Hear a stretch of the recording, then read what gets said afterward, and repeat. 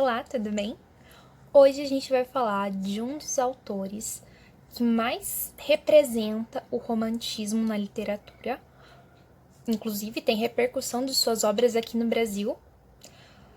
Mas a gente não vai falar com esse olhar. O nosso olhar vai ser sobre as cores. Algumas pessoas comparam ele, inclusive, com Leonardo da Vinci. Você sabe de quem eu tô falando? Goethe nasceu em 1749, em Frankfurt, e estudou direito. Apesar disso, ele se envolve com diversas outras áreas, principalmente com a literatura e direção de teatro. Mas além disso, ele também realiza um grande estudo das cores. Lá em 1790, ele inicia esse estudo aos 41 anos e faz descobertas completamente diferentes do que já se falavam na sua época. Algumas coisas que fizeram ele não ser tão falado hoje nessa área foi que ele cometeu alguns erros. Dentre esses erros, ele começou a acreditar que somente a cor amarela e azul eram as cores primárias. E por que isso aconteceu? Ao contrário de Newton, que fazia suas experiências com a luz sendo isolada, o Goethe afirmava que as pessoas não veriam a luz de forma isolada, mas sim em conjunto com o resto da natureza. Então ele faz a experiência do prisma, que o Newton também fez,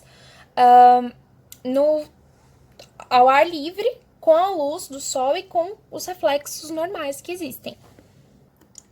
Várias das metodologias aplicadas pelos professores da Bauhaus vieram da ciência e da estrutura descoberta pelo Goethe. Então, por mais que ele tenha errado nesse aspecto, ele descobriu várias outras questões que envolvem as cores, que são importantes para a arquitetura, para o design, e por isso que o que ele ensinou, o que ele aprendeu é importante. E mesmo os erros que ele trouxe também são importantes para a descoberta da ciência. A gente não pode achar que só porque um cientista errou, que não vale a pena todo o resto da pesquisa dele. Para Goethe, a cor não representa apenas uma propriedade física, ela não é só uma representação da luz. Ela também traz percepções emocionais, sensíveis, e isso revoluciona, então, a percepção sobre a cor. E isso, para ele, era muito importante, porque era considerado revolucionário. Além disso, ele traz um papel muito importante para a sombra, que até então estava esquecida. Para Goethe, a sombra é tão importante quanto a luz. E ele estuda os aspectos da cor entre opostos, por exemplo, luz e sombra.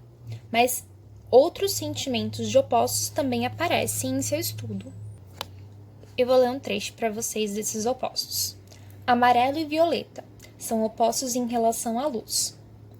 Claro e escuro. Vermelho e verde são opostos em relação à cor, intenso e fraco. Laranja e azul são opostos em relação à temperatura, quente e frio. E ele chega à conclusão de que a gente sente um determinado prazer ao olhar uma imagem que tem contraste. Um contraste de cor, um contraste de temperatura ou um contraste de tons. As observações prismáticas do Goethe eram feitas com cartas brancas ou pretas colocadas sobre a luz do sol e passando pelo prisma.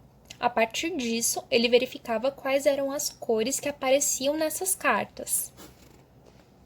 Lendo mais um trecho, a apresentação objetiva do espectro refletido na parede branca no quarto escuro, mediante a entrada controlada de um filete de luz, permitiu a Newton medir a extensão das tiras de luz do espectro, diferenciadas pela cor, e recombiná-las, obtendo novamente a luz branca pela síntese aditiva. E nas investigações ao ar livre, Goethe encontrou um espectro reduzido, estreito e incompleto. Muitas vezes aparecia nessa reflexão nas cartas ou diagramas de Goethe a cor amarelo e azul, o que fez ele concluir que amarelo e azul eram as duas cores primárias que existiam na natureza. Ele acreditava que quando essas duas cores eram intensificadas, elas se somavam com o vermelho. E isso tem a ver com o próximo sistema de cores que a gente vai ver, certo? Que é o vermelho, amarelo e azul. A gente já viu outros dois, que foi o cian, magenta e amarelo. E a gente também viu lá no início o RGB, então vermelho, azul e verde. Vermelho, verde e azul. Apesar desse estudo ter sido equivocado, ele foi muito importante, porque a partir dele é que se nasceu o círculo cromático que a gente conhece. Várias coisas vieram na sua cabeça, eu aposto, né? Quem trabalha com consultoria de imagem, com arquitetura, com design de interiores, com maquiagem, todas essas áreas trabalham com o círculo cromático.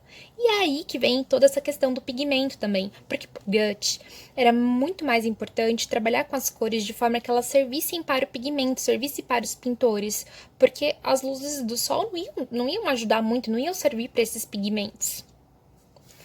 Por hoje é só, amanhã tem mais. Um beijinho!